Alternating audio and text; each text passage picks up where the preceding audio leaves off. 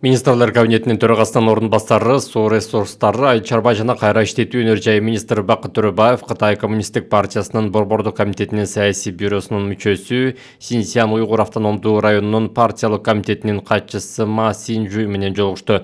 Жолугушуу Үрүмчү шаарында болду. Учурда Бакыт Төрөбаев Кытайдын Синьцзян уйгур автономдуу районунда жумуш сапары менен жүрөт. Анда тараптар президент Садыр Жапаровдун мамлекеттик сапарынын алкагында Кытайдын төрагасы Си Цзиньпин менен эки тараптуу кызматташуу боюнча 20 ашуун документке кол коюшканын, маанилүү макулдашуулар жетишилгенин белгилешти.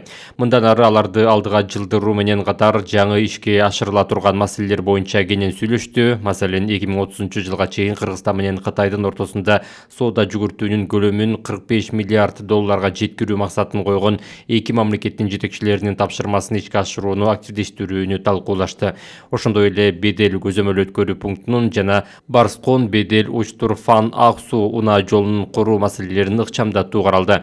Торугарт жана Эркештам көзөмөл өткөрүү пункттарынын толук кандуу иштешин камсыз кылуу жана модернизациялоо эки өлкөнүн ортосундагы өз ара сооданы олуттуу жогорулатууга мүмкүндүк берери айтылды. Мындан тышкары тараптар Үрүмчү Ош жана Кашкар Ош жаңы аба каттамдарын ачуу боюнча буга чейин жетишилген макулдашууларды ишке ашырууну тездетүүнү карашты. Алар кошумча авиа каттамдардын ачылышы соода экономикалык, туристтик жана маданий гуманитардык өз ара аракеттенүүнүн өнүгүшүнө өбөлгө түзөөрүн белгилешти.